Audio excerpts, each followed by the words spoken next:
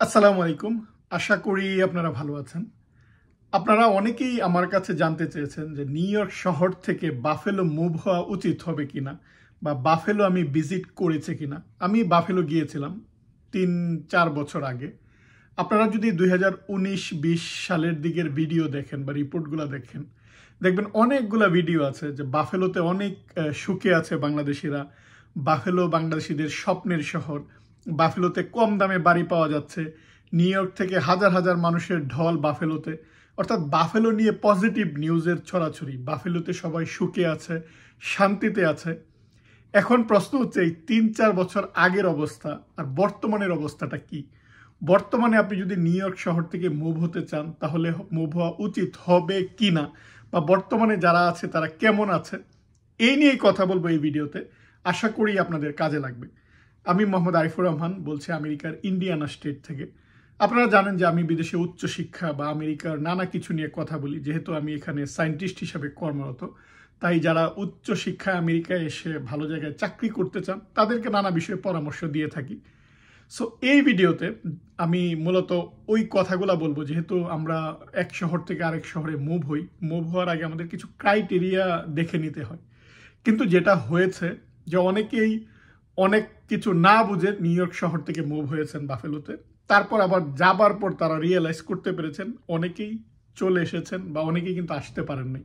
কারণ আপনি বাড়ি কিনে ওই জায়গাটায় গিয়েছেন, সেটেল হয়েছেন। প্রচুর বাংলাদেশি আছে ওখানে, বাংলাদেশের অনেকেই ভালো আছে। কিন্তু প্রশ্ন হচ্ছে যে আপনি এখন এই মুহূর্তে আবার মুভ হবেন কিনা। মুভ হওয়ার আগে দুইটা প্রশ্ন। এক হচ্ছে শুধুমাত্র বাড়ি কেনার জন্য কি আপনি মুভ হতে যাচ্ছেন, যে নিউ ইয়র্ক শহরে বাড়ির দাম বেশি, $1,000,000 নিচে বাড়ি পাওয়া যাচ্ছে না, বা বাড়ির আশেপাশের যে পরিবেশ সেটা ওখানে ভালো, অনেক বড় বাড়ি কিন্তু আপনি কমে পাচ্ছেন, তার মানে আপনার একটা সুন্দর বাড়ি। সো সুন্দর বাড়ির জন্য যদি শুধু যেতে চান তাহলে কিন্তু আপনি বিপদে পড়তে যাচ্ছেন। কারণ ওই বাড়ির খরচ চালাতে হবে আপনাকে, তাহলে ইনকামের একটা সোর্স লাগবে, আপনার একটা চাকরি লাগবে। এখন ওই চাকরিটা যদি না থাকে, চাকরিটার নিশ্চয়তা যদি আপনি আগে না পান, তাহলে আপনার যাওয়া উচিত হবে না। অনেকেই মনে করে যে ওখানে গেলেই আমি কাজ করতে পারবো, সরকারের অনেক সুবিধা পাওয়া যায়, ভাতা পাওয়া যায়, সেটা দিলেই চলবে, বা আপনি 2-3 দিন একটু পার্ট টাইম কাজ করবেন বা উবার চালাবেন, সেটা হলেও চলবে। এরকম মিথ্যা প্রলোভনে অনেকেই গিয়েছে। কারণ আমাদের যে অনেক রিয়েলটর রয়েছে যারা বাড়ি কেনা বেচা করে, তাদের আমি খারাপ দিকটা একটু বলবো, যে অনেকেই মনে করে যে বাড়িটা বিক্রি করাতে পারলেই তো আমার লাভ, আমি টাকাটা পেয়ে যাচ্ছি। সো আপনি দেখবেন যে অনেকেই জাস্ট বাড়ির নেগেটিভ দিকগুলো বলে না, পজিটিভ দিকগুলো হাইলাইটেড করে। কারণ আপনি বাড়িটা কিনলেই তার লাভ, সে বলবে আপনার পছন্দ না হলে আবার বাড়ি বিক্রি করতে পারবেন, এটাও ভালো। যখন আপনি আবার তার মাধ্যমে বিক্রি করবেন তখনও তার লাভ।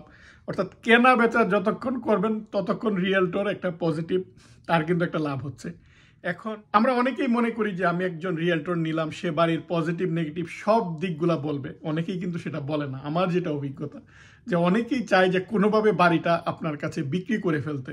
সো এরকম কিন্তু অনেক রয়েছে, অনেক নেগেটিভ রিভিউ আমরা পেয়েছি, বা অনেকেই দেখা যায় যে নিজে টাকা দিয়ে বিভিন্ন টিভি চ্যানেলে গেস্ট হিসাবে এসেছেন, এসে তারা প্রমোট করেছেন, বা অনেক মিডিয়া বা অনেক সোশ্যাল মিডিয়া বা অনেক ইউটিউব যারা ভিডিও বানিয়েছেন জাস্ট পজিটিভ দিক, তারা অনেকের সাক্ষাৎকার নিয়েছেন, দেখুন বাফেলোতে অনেক ভালো আছেন ওরা, দেখুন এতগুলা বাড়ির মালিক।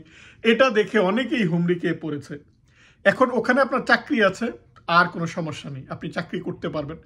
কিন্তু একটা সময় কি সবকিছুই স্যাচুরেটেড হয়ে যায়, যখন অনেক মানুষ যায় তখন চাকরির ক্ষেত্রেও কিন্তু আপনার ওই যে একটা সম্ভাবনা সেটাও কিন্তু কমতে থাকে। মনে করুন আপনারা যারা বায়োলজিক্যাল সায়েন্সে আছেন, যারা এখানে ডিগ্রি করেছেন, আপনি থার্মো ফিশারের চাকরি পেয়ে আপনি বাফেলোতে গেলেন, খুব ভালো চাকরি, স্টেবল চাকরি।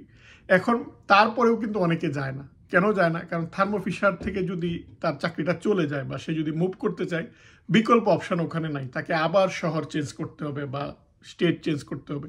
ফলে আপনি একটা চাকরির উপর ভরসা করে গেলেন, যদি আপনার ওই চাকরিটা চেঞ্জ করতে হয়, দ্বিতীয় অপশানটা কি, অল্টারনেটিভ অপশানটা কি? আপনাকে সেই অল্টারনেটিভ অপশান যদি না থাকে তাহলে সেখানে যাওয়া রিস্ক।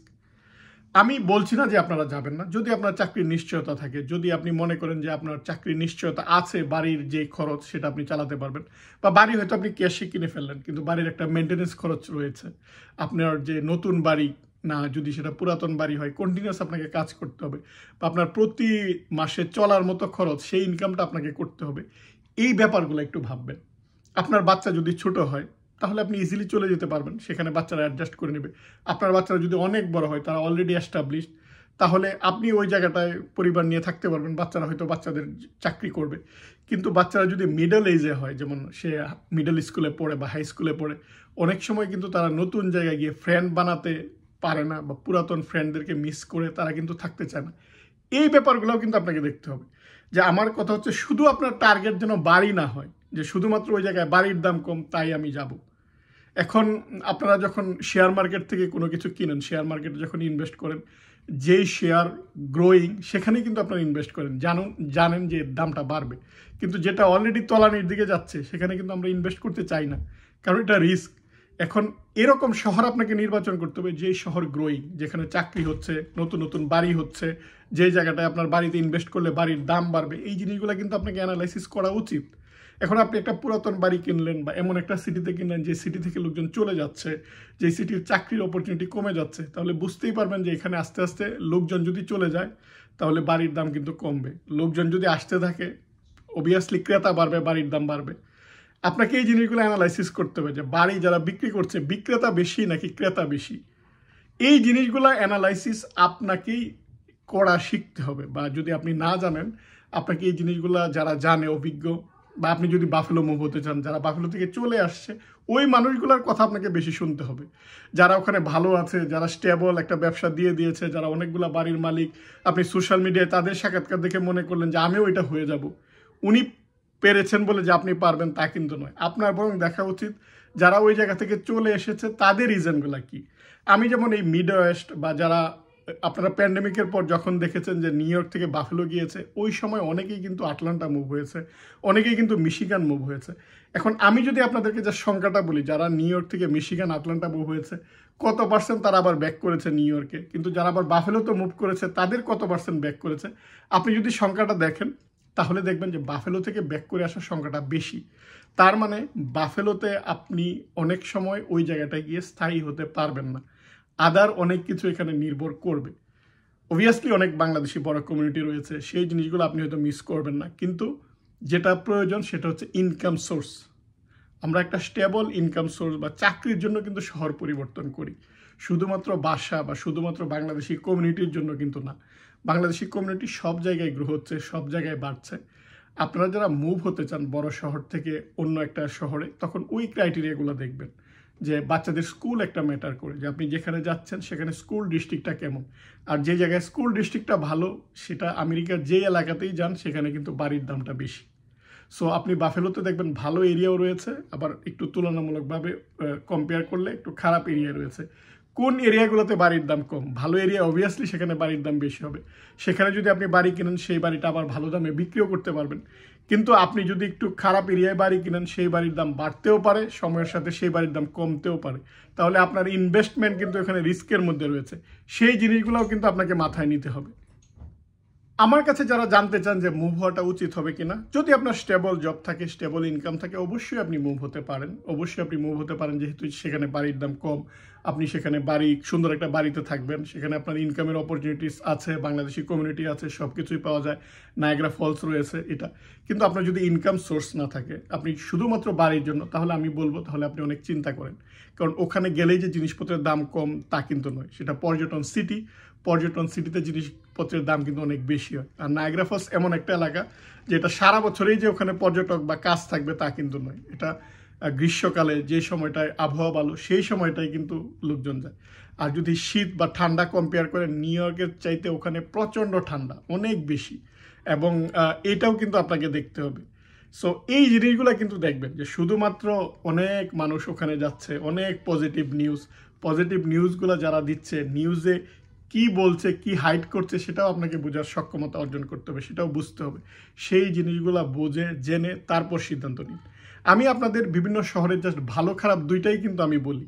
যে আমি যখন বলি যে আপনি নিউ ইয়র্ক থেকে কেন মিশিগানে মুভ হবেন, ভালো দিকগুলো যখন বলি, আবার বলি যে মিশিগানে এই প্রবলেমগুলো আপনি ফেস করবেন, সেটাও কিন্তু আমি বলি।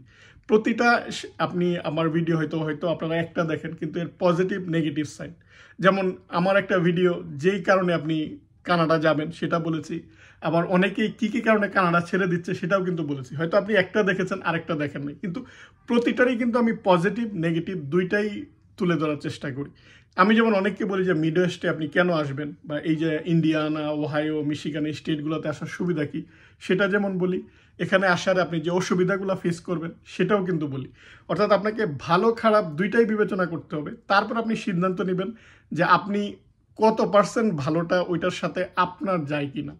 আমার এই জায়গাটায় ভালো লাগে বলে আপনার যে ভালো লাগবে তা কিন্তু নয়, বা আমার একটা জায়গায় খারাপ লাগে বলে আপনার যে ওখানে খারাপ লাগবে ব্যাপারটা এরকমও না।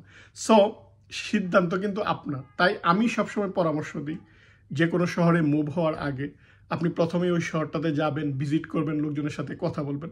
আর আপনারা যারা দেশ থেকে আমেরিকায় আসেন, নিউ ইয়র্কে আসেন, যেই জায়গায় আসেন, আমেরিকা বলতে শুধু নিউ ইয়র্ক না, এটা অপরচুনিটির দেশ।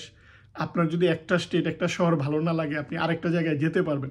আমি একটা জায়গায় আসছি বলে ওই জায়গাটায় যে থাকতে হবে এরকম না, কিন্তু এই সিদ্ধান্তটা আপনাকে নিতে হবে তাড়াতাড়ি। যত তাড়াতাড়ি আপনি এই সিদ্ধান্তটা নিতে পারবেন আসার পর, তত তাড়াতাড়ি আপনি স্টেবল হতে পারবেন, তত তাড়াতাড়ি সামনে যেতে পারবেন। ফলে আপনারা যারা নতুন আসছেন, সেটা নিউ ইয়র্ক হোক, ক্যালিফোর্নিয়ায় হোক, নতুন অবস্থায় যদি আপনাদের মুভ করার চিন্তা থাকে, তাহলে অবশ্যই 2 বছরের মধ্যে তাড়াতাড়ি, অর্থাৎ পুরোপুরি সেটেল হওয়ার আগেই সেই সিদ্ধান্তটা নিন। আশা করি এই ভিডিওটি আপনাদের কাজে লাগবে। আমার চ্যানেল থেকে অন্যান্য ভিডিও দেখার আমন্ত্রণ জানিয়ে, এবং আপনাদের যদি কোনো প্রশ্ন থাকে সেগুলো করবেন, আমি উত্তর দেওয়ার চেষ্টা করব। আপনাদের সুস্থতা কামনা করি। আজকের ভিডিওটি এখানেই শেষ করছি। আপনারা ভালো থাকবেন। আল্লাহ হাফিজ।